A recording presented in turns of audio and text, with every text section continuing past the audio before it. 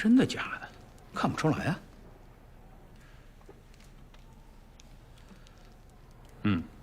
真的。真的咋会在你手里？是老爷传给我的。我大哥不是把你都撵出去了吗？还会把印传给你？爹当时撵我走，其实是为了保护我和我肚子里的孩子。孩子是吴聘的？哎，老三，这大的事情，我是要问清楚吗？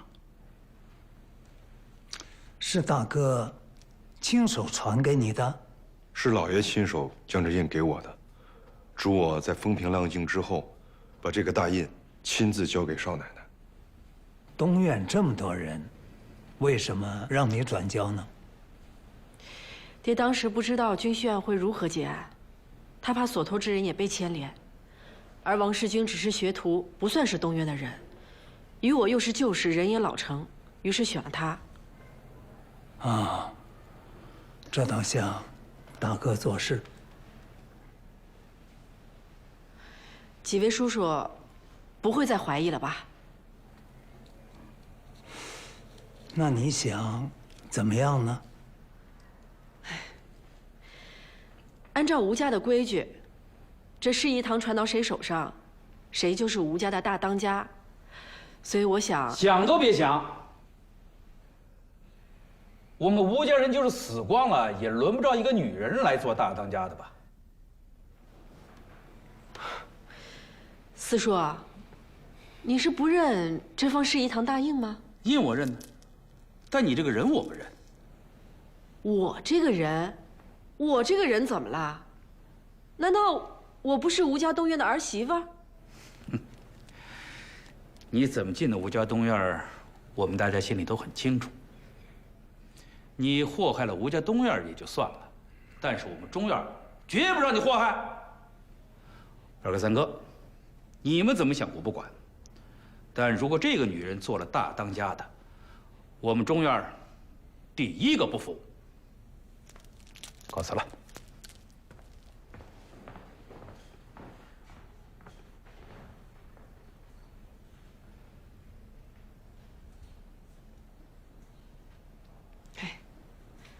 二叔，三叔，你们说句话。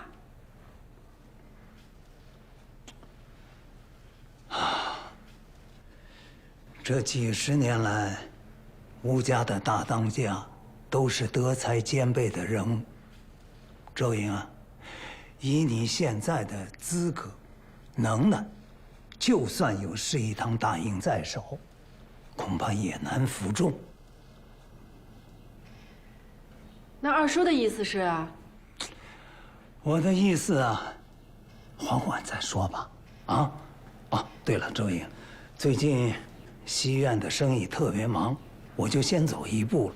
以后呢，如果没什么大事儿，今后我就不来柳川厅了啊。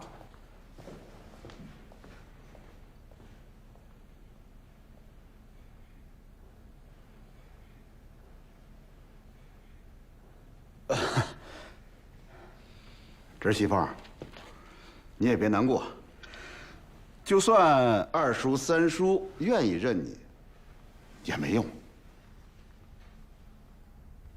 为什么？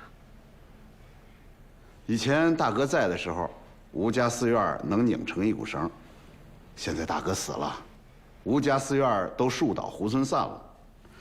这事宜堂的大印，也就是一块破石头。怎么会这样？你们东院好自为之吧。啊。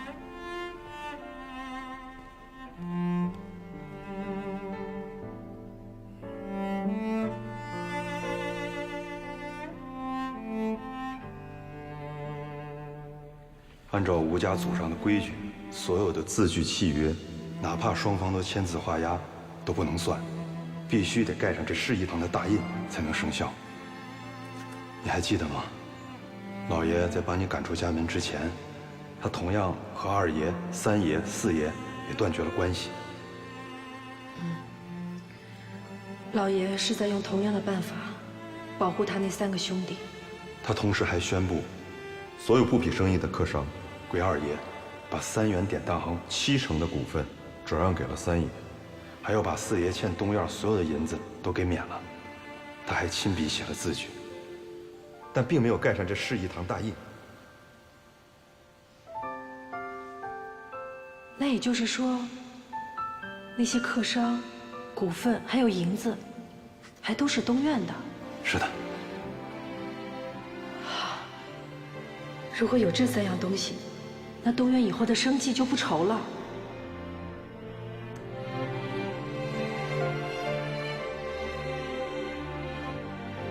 以前老爷在的时候，这3个人恨不能把东院的门槛都踏平。现在老爷尸骨未寒，他们就翻脸不认人，哪有这样的亲兄弟？亲兄弟也有自己的算计，他们一是怕被老爷的案子牵连，二是怕被我们拖累，所以能躲多远就躲多远。人情不讲也就算了，连祖宗的规矩都不要。娘，这就是世态炎凉，我可见多了。老爷呀，你把这世义堂的大印交给我们，也没有用啊。谁说没用？我看他能当正职，要来了小偷，我还能当砖头，还能垫桌子呢，还能要债。吴家的大当家我可以不当，但是东院的银子，我必须得要回来。啊，我劝你死了这个心吧。就算我同意，我二哥和四弟也一定不会同意。三叔，我今天来，不是为了吴家大当家的事儿，我是想跟你商量，我们东院想把3元典当行收回来自己管。你说什么？东院占股70%，照理说就应该我们东院自己打理，但以前东院生意太多，照看不过来，所以委托给了三叔。但现在东院也没什么生意了，所以就不劳烦三叔了。我等，谁跟你说东院占股70%？你、二叔还有我爹，当初开办的时候，那白纸黑字上都写着呢，还盖了世义堂大印呢。难道三叔忘了？这事儿是有，但是前段日子大哥已经卖给我了，也是白纸黑字儿，还是我大哥亲笔写的。加盖世义堂大印了吗？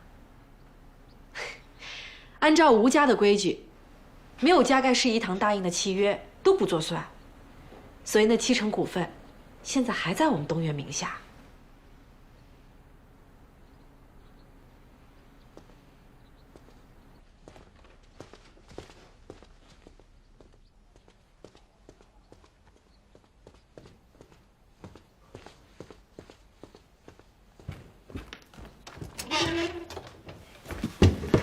跟周莹谈完了，哎，他来做什么呀？哎，找什么呢？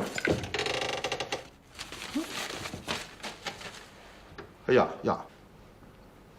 这契约上确实没有世义堂的大印啊。我问你话呢。周莹说了，这张契约不算数，那70%股份还归东院。他说3元典当行要收回去，要自己打理。凭什么不算数啊？你大哥签字画押了，怎么能轻易反悔啊？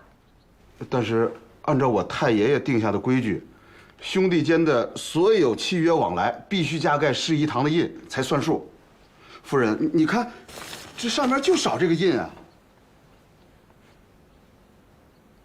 还真有这规矩3元典当行还得归东院。那可不行。这几年你干一样赔一样，怎么就指着这典当行挣点钱？要是还给东院，我们吃什么？可这是老规矩啊。你就说你不知道，那能行啊？反正你就一口咬死，你大哥签字画押了，不能改了。哦。哦。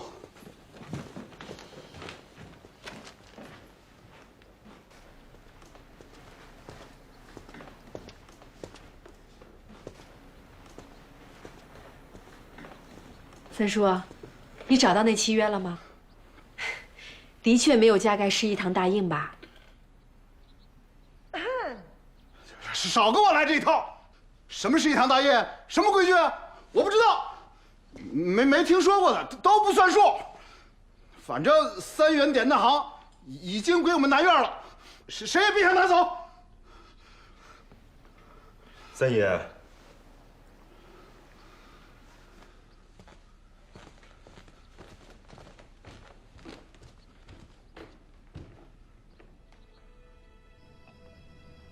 安胎的，快趁热喝了啊！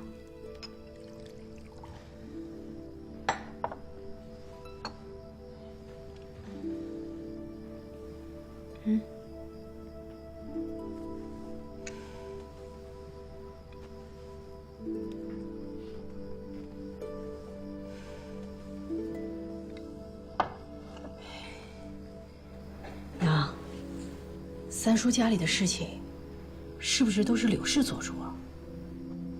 你还真说对了，你三叔就是怕老婆。为什么？年轻的时候，柳氏是当地数1数2的美人儿。你三叔见了一面，就被收了魂了，就回来求你爹去提亲。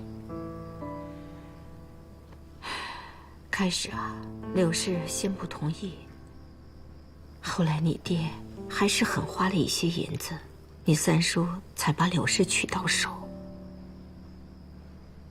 从此，他就把柳氏当宝贝一样宠着，都把她宠翻天了。哎，这就难怪了。你的意思是，柳氏拦着，不还我们股份？那我去问他，他良心长哪儿了？他们是存心要赖掉这些股份，你去问了也没用。那怎么办？我们去告官。清官难断家务事，告官也不一定要得回来。三叔跟老爷嘴亲了，这股份的要不回来，那老二跟老四手里的还能要回来吗？娘，别着急，我来想想办法。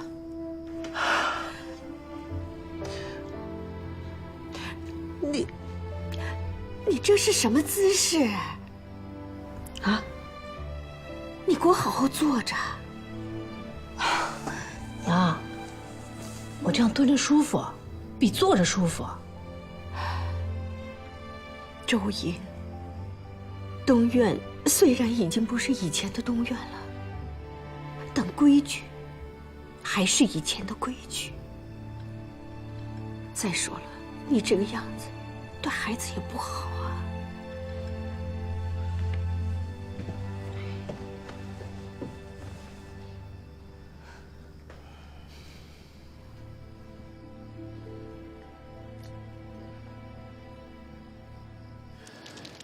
这以前大哥就说过，这笔账一笔勾销，我就觉着不妥。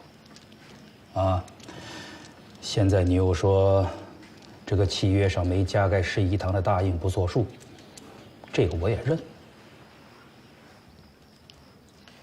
四叔，那张契约还在不？在。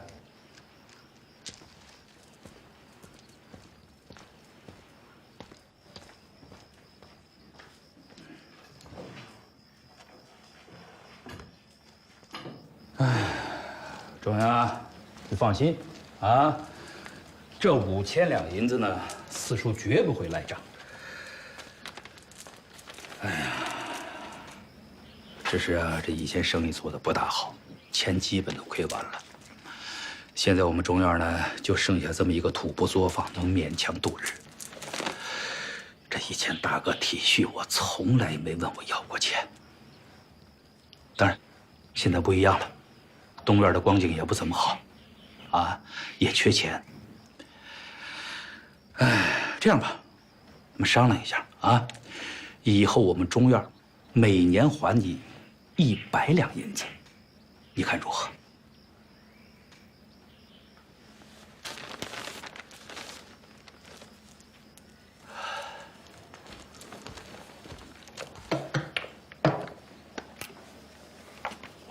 哎，周阳，哎，你把这印盖上，这钱我可就不还了啊！我知道。四叔，情义比银子可重要多了，是不？那是。周英，你说的没错，吴家的确有这个规矩，没有加盖世义堂大印的契约，全部不算数。这契约拿回去吧。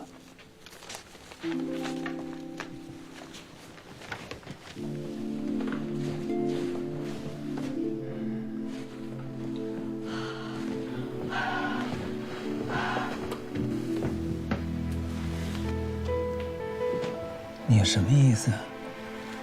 二叔，我今日来，不是为了追讨这些客商，以及这些客商手中的应收账款，我只是想请二叔来主持一个公道。什么公道啊？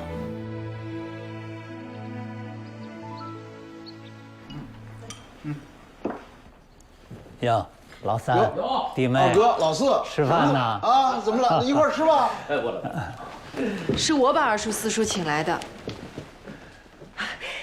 你们来的正好，我家老爷呀，正要把这1000两银子交给你们东院呢，正好你们给我们做个证，以后啊，咱们就两不相欠了。三哥，这银子呢，先不忙交，啊。你也知道，咱们祖上是有规矩的，这任何契约上不加盖世义堂的大印，这都不作数，啊。那就把印盖上去。我不要银子，我只要股份。三哥，那东儿不愿意，就别硬逼着人家东儿把股份卖给你了。可大哥亲口说的呀，1000两银子卖给我，你们咋不听大哥的呀？爹这么说，并不是他的本意，只是权宜之计。大哥一言九鼎，怎会戏言？老三，大哥和我们断绝关系，那是为了保全我们，演给外人和官府看的一出戏而已。现在既然世义堂的大印在此，我看你啊，还是遵从祖上的规矩，别再惦记那7成股份了。这不是。哎呀，这规矩是死的，人是活的，这大活人还能被这规矩给框死啊？弟妹啊，你有何高见呢？我哪有什么高见呀？我就是觉得吧，这么多年都过去了，皇上都换了好几个了，这吴家也散了，这世义堂大印束手束脚的，还不如扔了算了。怎么说话呢？这世义堂的大印可是我们老吴家祖上留下来的，谁要是敢不遵，那就是叛祖逆宗。祖上定下的规矩，谁都不能改。那既然二哥四弟这么说，我也没啥说的。三叔，那我们约个时间交接吧。交接什么呀？三叔已经承认东院占股7成，那作为最大股东，我宣布，从下月起，3元典当行交回东院打理。这账目货品总得交接一下吧？我们南院啊，打理得好好的，我看没这个必要了吧？有这个必要。